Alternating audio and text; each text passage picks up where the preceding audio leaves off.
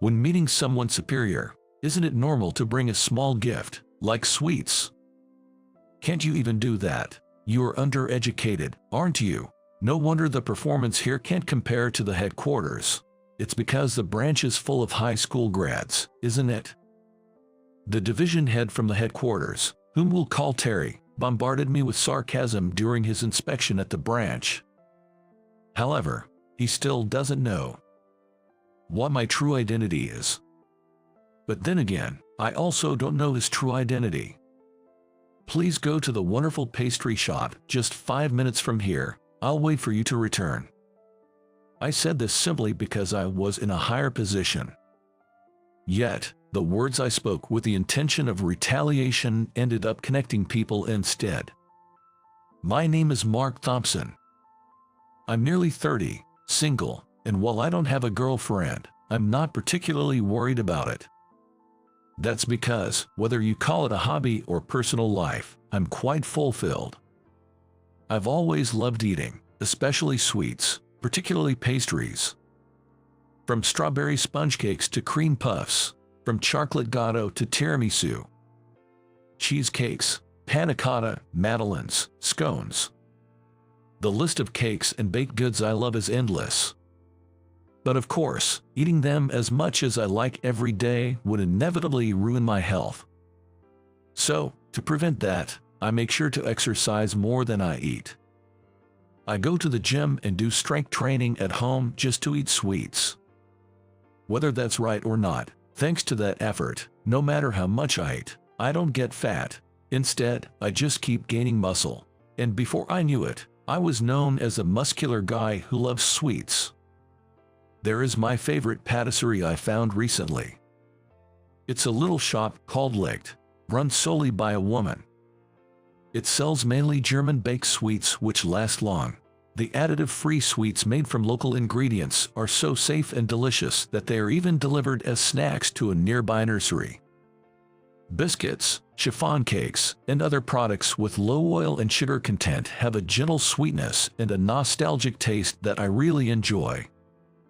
As I frequented the shop, I got to know Lucy, the owner, and as we became friends, she started teaching me about her products. I started to get all my gifts for business partners from Licht, and Lucy was very grateful for it. The company I work for is a major medical equipment manufacturer's branch, different from the headquarters in New York, located in a more rural area. But the air is fresh, and the tranquil townscapes mean a more relaxed atmosphere and flow of time than in New York, making it a popular place to work among the employees. We supply medical devices to hospitals all over America, and despite being in the countryside, there's plenty of work. Perhaps it's the countryside air, but even though the branch employees might seem a bit laid back at first glance, when it's time to get down to business, they're all capable, which is why I trust them completely. Then one day, as I arrived at work, the office was a bit noisy, and as I was wondering why, a colleague approached me. "Mark, have you heard?" "Heard what?" "About the new division head, Terry, from the headquarters." "Terry?" "Yes, apparently, someone new has been appointed, and it's all anyone talks about here right now. It seems to be about the headquarters." "Is he really such a big deal?" "That's the thing. He's being headhunted by President Thompson himself from another company." "Mr. Thompson did? Well, he must be really competent then." "Yes, it's amazing. Not just the new guy but also Mr. Thompson for managing to headhunt him. It appears Terry is quite the sharp individual. He was extremely competent in his previous job, and it's said that the atmosphere at the headquarters changed with his arrival. He's been reviewing all operations from the ground up, and there are rumors of upcoming staff restructurings. The branch has been abuzz with rumors about what kind of person Terry is, which is why it's been so noisy since the morning. Everyone gossips about him, but in their next breath, they express their reluctance to work with him, saying, "It's clear he's a capable person, but I wouldn't want to work with him. He seems scary." Well, it's understandable that the employees might feel uneasy about changes in the workflow and restructuring. even if such efficiency improvements are beneficial for the company. But despite my colleagues' hopes, one day we received an internal email announcing that Terry would be coming to inspect the branch. An inspection means someone will have to act as a guide, right? I really don't want to do it. He seems strict and likely to bombard us with questions. I'd rather not be the guide either. Same here, I'd prefer to avoid it if possible. When employees from the headquarters come for an inspection, there must always be someone assigned as a guide. However, after hearing the rumors, everyone was reluctant to guide Terry. I'll take on the role of the guide. Really, Mark, are you sure? Yes, someone has to do it anyway, and it seems like everyone else would rather not. But it's fine, it's just guiding. Everyone looked at me as if I was a savior, which made me smile a bit. To begin with, I should prepare some coffee and sweets for the day of the inspection.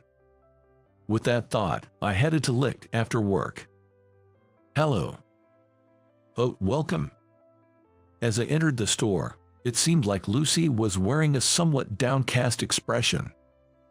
Despite usually having a bright and beautiful smile, today it seemed clouded. In her hand was something that looked like an old photo, and the moment she noticed me, she hurriedly tucked it into her pocket. Is something troubling you? If you're okay with it, I can listen, but if you'd rather not talk about it, that's totally fine. After saying that, I regretted asking such an intrusive question. Everyone has things they don't want to talk about or be asked about. The fact that she hid the photo earlier was proof of that. Maybe I shouldn't ask after all. Just as I was about to speak again, Lucy shared with a sorrowful look, actually, it's almost my brother's birthday. Your brother? Yes, though it's been over 10 years, almost 20 years now since we've seen each other. I see. My parents used to run a store called Licht, just like this one, in a different place. My brother and I grew up surrounded by cakes and baked goods from a young age. Our daily snacks were usually the unsold cakes, so much so that we got tired of eating them. That's amazing. It's a dream environment for someone who loves sweets. You might not like me saying this, but I'm quite envious. To think that she could eat cake every day, even if they were unsold items, is unimaginable to me. In my family, cakes were a special treat reserved only for birthdays and Christmas. All my friends used to say the same thing, but because I ate them every day, I never felt anything special about having a whole cake on birthdays or Christmas. I often said I didn't want to eat cake anymore. Is that so? Yes, but when I was in elementary school, my parents passed away in an accident. What? At that time, my brother and I were taken in by different relatives. That stuff. Yes, at first, my brother and I kept in touch for letters, but then they suddenly stopped coming. I sometimes wonder if my brother has forgotten about our parents and me. I really missed the cakes our parents made and often cried. I haven't seen my brother since, and I have no idea where he lives or if he's even okay. Every year around this time, I can't help but think of him. I wish I could see him. Lucy shared her painful story with tears in her eyes. I made her cry by asking. Finding the right words was difficult. The photo earlier was of your brother, wasn't it? Yes, it was. I'm sorry for such a heavy story. It's unpleasant, isn't it? I thought you seemed kind enough to listen, so I took advantage of your offer. Thank you. No, I haven't done anything. Does your brother know about this shop? The thing is, I don't have a way to contact him. I've tried asking the relatives who took in my brother when I was training to be a pastry chef, but they said they haven't kept in touch since he graduated high school. I see. There's a cake called Kay's Tort that we used to eat on our birthdays. My dream is to have him try it someday. Kay's Tort. Yes, it's one of the cakes over there. Looking into the display case, what appeared to be cheesecakes were lined up. However, there was a tag labeled Kay's Tort. To me, It looked just like a cheesecake, but maybe it uses some special ingredients that make it different. I didn't quite understand the difference, but decided to keep my thoughts to myself. Mark, thank you for listening to such a dark and heavy story. No problem, I'm here to listen whenever you need me. I appreciate it, thank you. Here, let me offer this as a service for listening. What? No, that would be too much.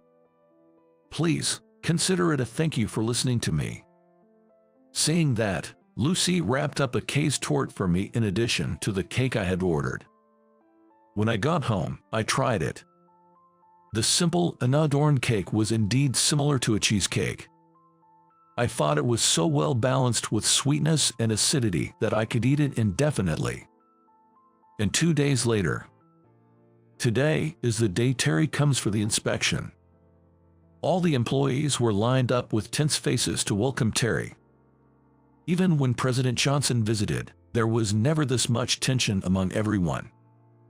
I wonder what kind of person Terry is. By the time I started to feel truly nervous. Good morning. The man who arrived with a deep voice was tall, slim, and wore glasses, and just as the rumors suggested, he looked like someone who was competent at his job. Thank you for taking the trouble to come here. I will be your guide today. My name is Mark. Mark, nice to meet you. I'm Terry, the head of the department. Thank you for your time to guide me today. The pleasure is all mine. Amidst immense pressure, Terry's sharp eyes captured the entire branch and all the employees, tightening the atmosphere instantly. Perhaps because he seemed a bit nervous, it felt as if everyone suddenly stood up straighter. Before starting the tour, we exchanged business cards, and Terry seemed to snort at mine, as if amused. Anticipating this reaction, I didn't let it bother me and proceeded to show Terry around the office. This is the sales department. On the same floor, we also have the administrative and HR departments. It's basically the same setup as the headquarters. I see, it's a familiar sight. The difference from the headquarters is that we have a laboratory here, which is used for testing product strength and durability. May I see it? Of course, I'll show you around. As I was explaining the facilities and unique aspects of this location, Terry suddenly said, by the way, isn't it normal to present a gift when meeting someone superior, like sweets or something? Excuse me. I was waiting to see when they would appear, considering the tour was ongoing. I see. May I ask, if you don't mind, what is your highest educational attainment? I graduated from high school. After I answered as asked, Terry sneered condescendingly. I thought as much. That explains why the performance here isn't as good as the headquarters. It's because the staff here are undereducated. Terry laughed mockingly. I responded to Terry with a laugh, as if to return the favor. Maybe you're right, Terry. By the way, you mentioned presenting sweets to someone superior, right? There's a very good pastry shop 5 minutes from here. Please feel free to visit. I'll wait for you to return. I hope he'll forgive my tone getting a bit sharp. To say our performance is lacking because we're all high school graduates. That's harsh. What did you say? What are you talking about? As expected, Terry began to get angry, and I handed him another business card, different from the one I had given earlier. This is... Let me introduce myself again. I'm Mark, serving as the vice president of the company. I look forward to working with you. The business card I handed over had vice president following a company name. In fact, I am the son of President Johnson of this company and hold the title of vice president. However, since I am still in training, I wanted to work alongside the other regular employees when I am at the branch, so I identify myself as a regular employee.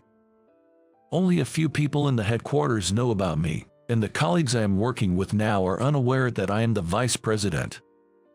I only use this vice president business card when greeting executives or showing myself as the heir at external parties. Although I always carry it in my suit, I never thought I would use it in such a situation. The employees of this branch may indeed include many high school graduates, and it might seem laid back at first glance. I am well aware that our performance may seem inferior to the headquarters when looking solely at the numbers. However, I believe everyone here works very hard. They have a good work-life balance and are more earnest about their work than the employees at the headquarters. Education doesn't matter, after all. Why do you need to compare the performance of this branch, located far away in the countryside, to the headquarters in New York?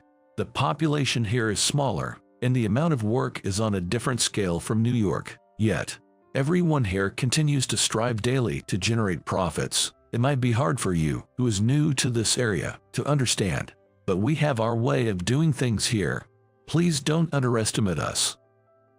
Before I knew it, I had launched into an impassioned speech. It couldn't be helped. Terry in front of me was saying such terrible things.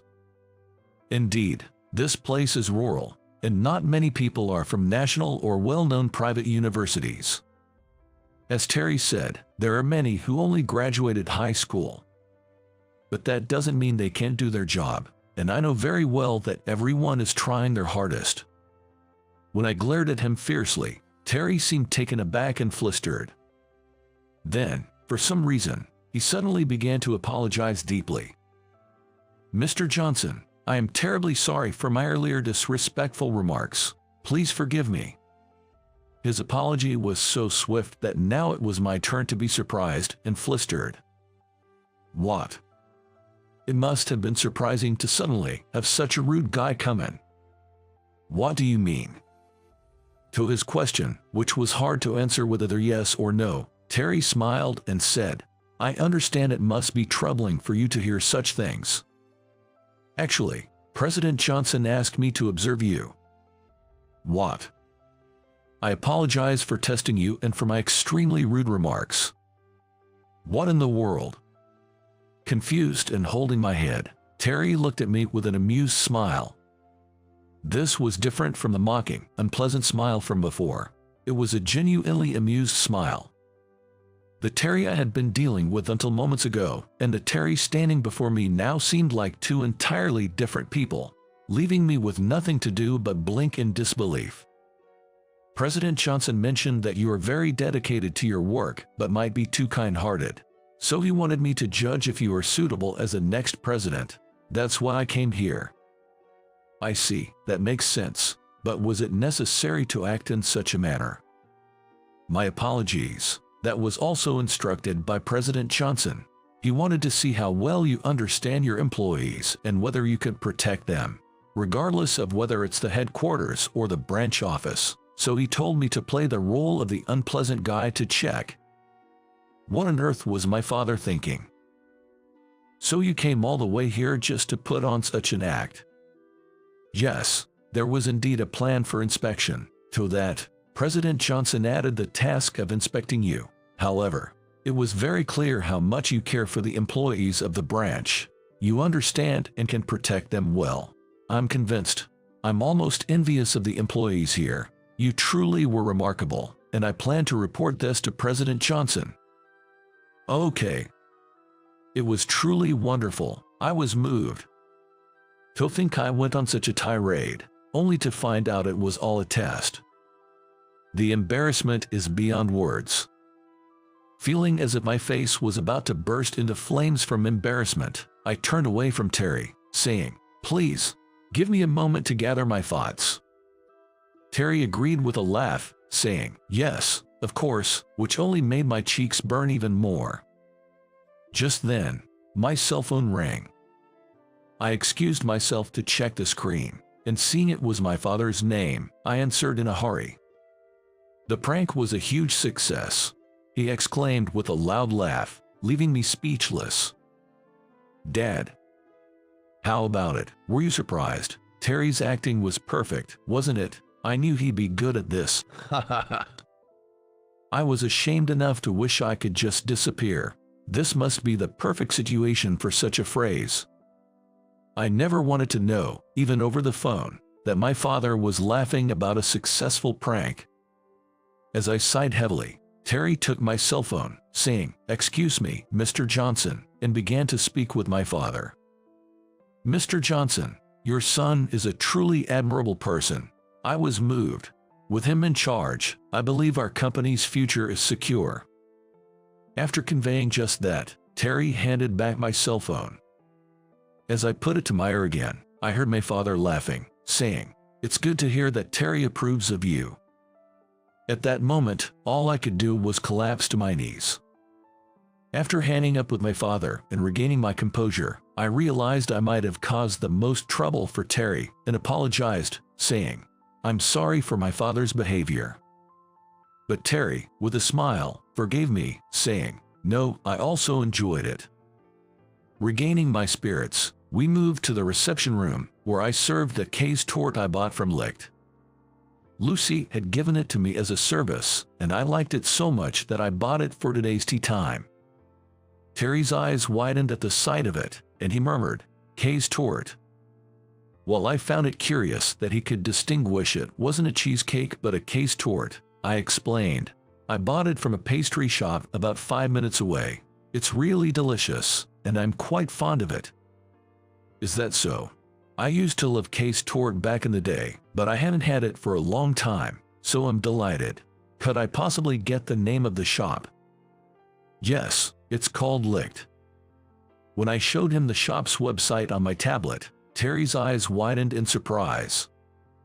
Then, after hesitantly taking a bite and slowly swallowing it, he pleaded, "Mr. Johnson, I know it's presumptuous of me to ask, but could you take me to the shop where you bought this?" He pleaded earnestly. Seeing how desperate he looked, I was reminded of a story Lucy told me the other day. Could it be? With that faint hope, I nodded to Terry. We then left the reception room and headed towards Licht. During the short journey, Terry kept apologizing for taking me away from work, but I asked him to stop because I was hoping that my faint expectation would turn out to be true. And then we arrived at the shop. Looking at the sign with the shop's name, Terry had an indescribable expression on his face. "Hello." "Oh, Mark, welcome. Are you first time here?" "Lucy, it's Lucy, isn't it?" "Terry." "It is Lucy, it's been so long." "Terry, why are you here? How, why?" Seeing Terry's face, Lucy came out from behind the counter in tears.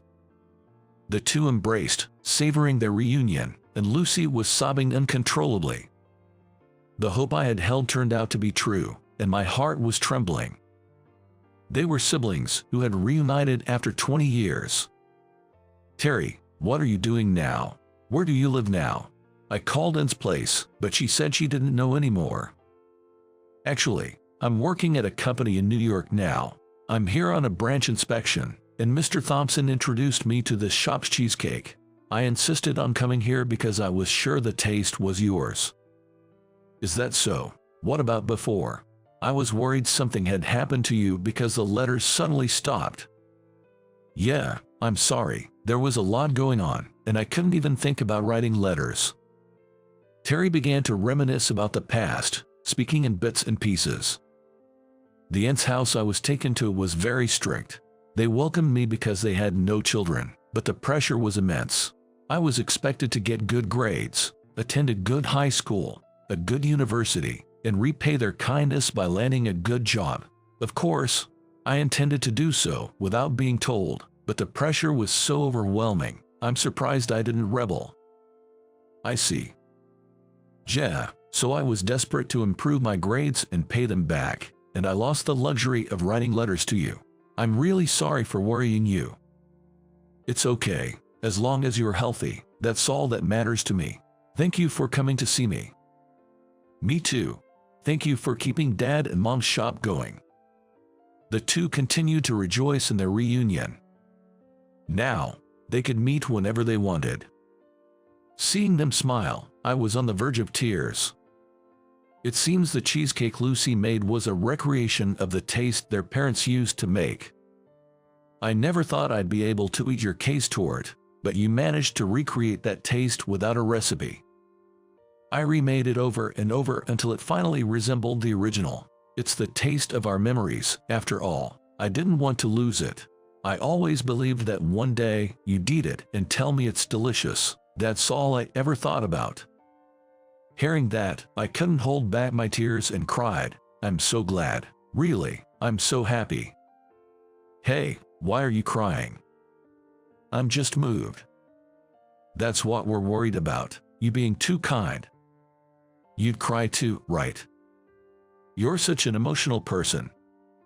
Even though I might have dampened the touching moment of the siblings' reunion, I was truly happy they could meet safely.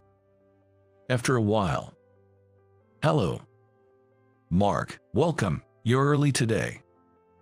Ever since Terry came, the efficiency of our work has improved, and I've been able to leave right on time. Even though he's been back at the headquarters for a while, he still keeps an eye on everything, and the employees don't have a moment to relax. That's so like a brother. Terry had returned to the headquarters, and I continued to visit Lucy's shop as usual. By the way, I've always been curious, what does Licht stand for? It seems to mean light in German. My brother named it. Terry did. Yes. When our parents were thinking about what to name the shop, my brother suggested, let's name it something starting from L like Lucy. Is that so? Yes. He's been sweet on me since I was born. It's a bit embarrassing, but that hasn't changed. Not at all. It's good to have a close relationship with your siblings. That's wonderful. Thank you. Now, they regularly keep in touch, and Terry occasionally visits, making up for the lost time and maintaining a close sibling bond. It's all thanks to you, Mark, that I could reunite with my brother. I hadn't had the chance to properly thank you. I truly appreciate it. No, I was happy to be part of such a moving moment. As we were laughing, the door behind us suddenly opened. Terry. Hi, Lucy. Mr. Johnson, how are you? Terry, thank you for your hard work. It's been a while. It was Terry who had come, taking a half-day off just to visit. We exchanged pleasant greetings, but Terry couldn't help making a snide remark. Anyway, every time I come to see Lucy, you seem to be here. No offense, but do you have some free time? Maybe you should head back to the headquarters. But knowing he was joking, I played along. I was intending to do just that, but unfortunately, my father still sees me as green and told me not to come back yet. It's you who should consider transferring to the branch if you're taking half days off just to visit your sister. Of course, I've applied for it, but President Johnson won't allow it. It seems we're in the same boat. As we teased each other, we ended up laughing, and I felt a bit happy to have this kind of banter with him. It seems Terry doesn't like me being close to Lucy, showing signs of being a protective brother. Lucy seems happy about it too, so probably that's fine. Imagine, Terry, feared and kept at a distance by everyone at work, is actually this sweet and fond of his sister. If everyone knew, they'd be shocked. No, it might just become the perfect gossip. The rumor would spread to the headquarters in no time. I looked at them, finding the scene heartwarming. The carefully made sweets had reconnected the bond between the siblings that had been interrupted. Their hearts must have always been with each other, and that has finally borne fruit. It's almost like a miracle. Life is unpredictable, capable of bringing about such miracles. Mr. Johnson, are you still here? Shall we have some of Lucy's cake together? Is that okay? Don't think it's a treat, okay? Since you've come all this way, please contribute to the shop's sales. Plus, Lucy seems to be busy with work. How about we discuss work while sitting over there? When it comes to work, you can be quite intimidating. Please go easy on me. That depends on you, Mr. Johnson. Terry, don't drag Mark into this just because you're lonely waiting by yourself.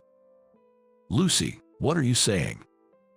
Mark, I'm sorry to involve you in this, but if you have time, please keep him company. Understood. I thought to myself, watching their smiling faces.